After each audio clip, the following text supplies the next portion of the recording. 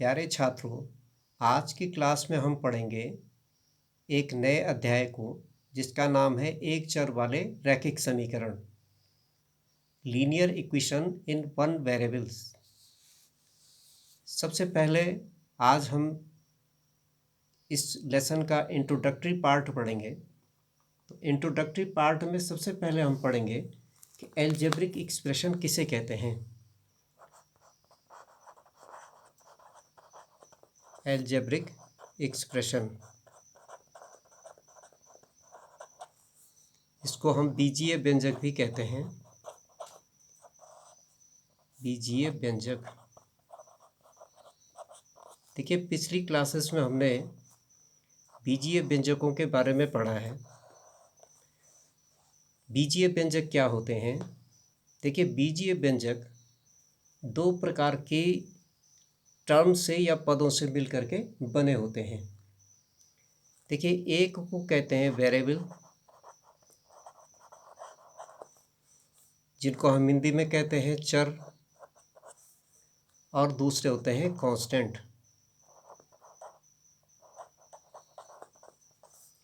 Constant या अचर।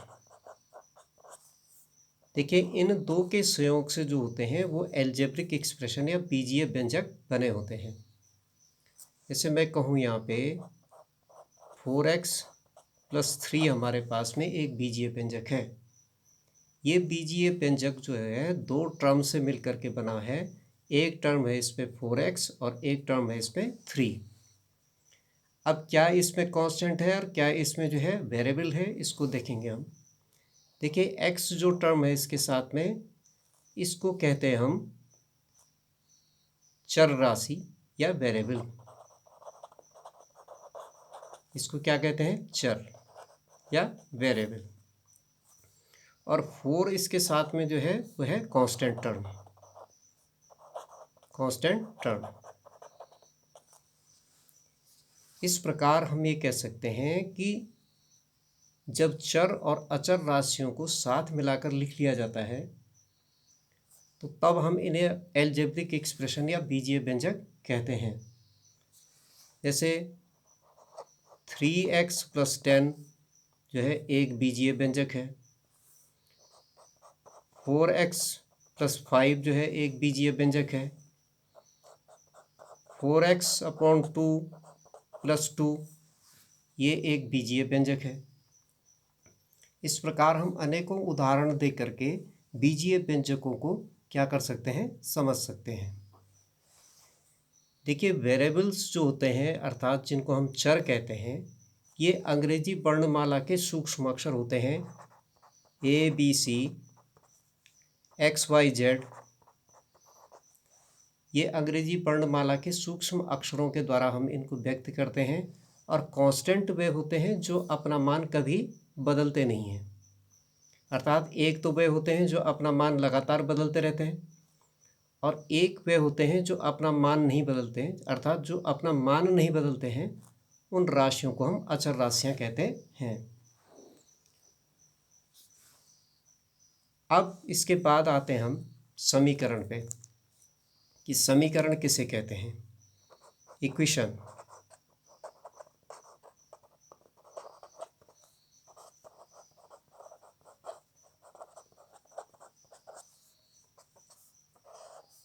देखिए समीकरण जो होता है इन्हीं चर राशियों पर एक प्रतिबंध होता है।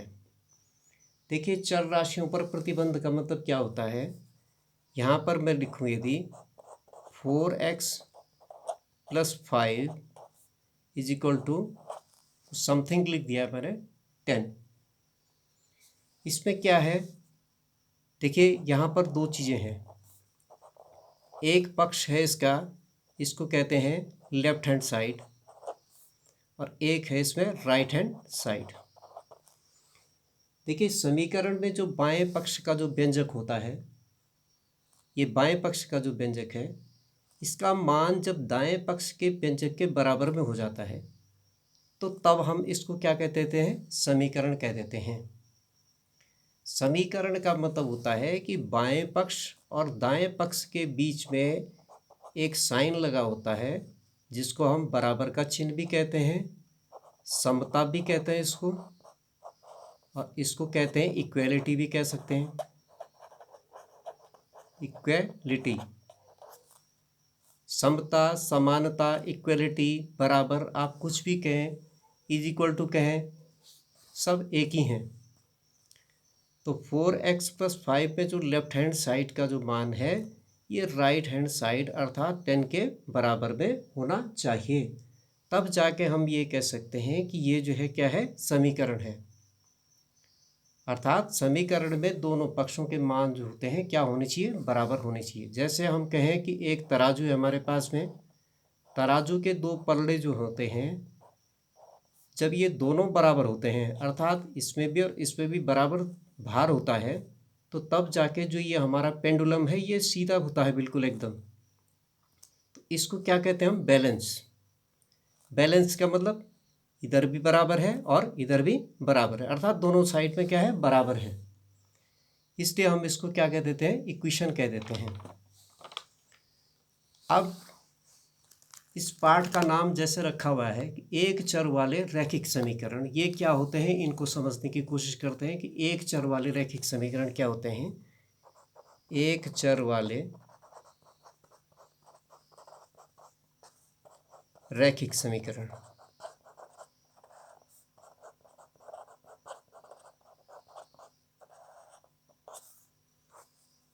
इनको लीनियर इक्वेशन भी कहते हैं, linear equation in one variable.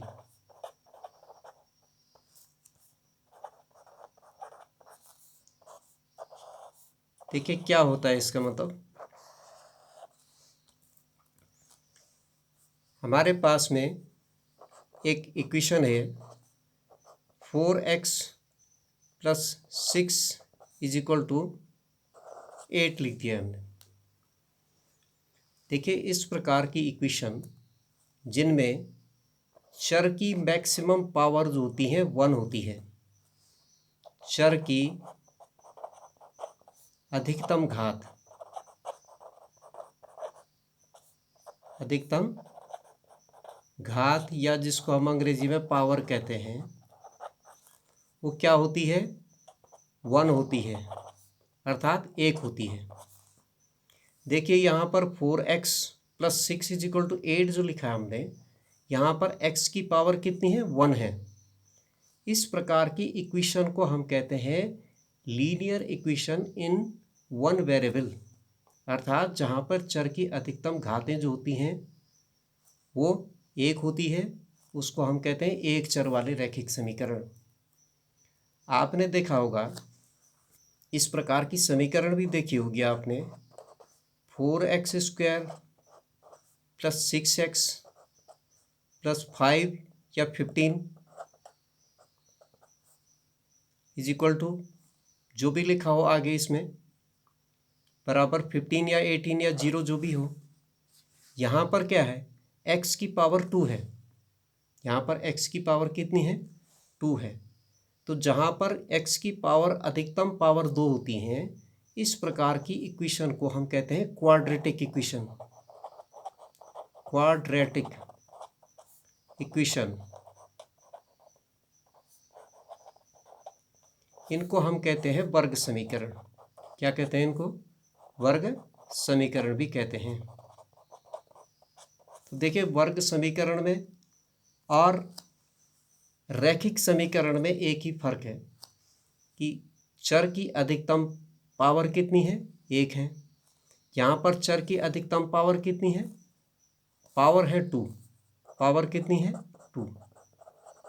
तो जहाँ पर पावर 2 हो जाएंगी वेरिएबल की, उसको हम कहेंगे क्वाड्रेटिक इक्वेशन। और यदि यहाँ पर हम 4x² + 6x इतना ही लिख दें इसको, तो तब ये जो समीकरण नहीं कहलाएगी, तब इसको कहेंगे हम वर्ग व्यंजक, क्योंकि इसमें बराबर का समता का चिन्ह तो है नहीं, समानता का चिन्ह तो है नहीं, तो इसलिए तब हम क्या कहेंगे, इसको व्यंजक कहेंगे। और ये व्यंजक किस प्रकार का होगा, वर्ग व्यंजक होगा। तो आज हमारा ये इंट्रोडक्टरी पार्ट पूरा होता है। अगली क्लास में हम मिलेंगे एक्सरसाइज 2.1 में, जहाँ पर हम समीकरणों को हल करना सीखेंगे जिसके एक पक्ष में रैखिक व्यंजक और दूसरे पक्ष में केवल संख्या हो। इस प्रकार के समीकरणों को हल करना हम सीखेंगे। तब तक गुड बाय।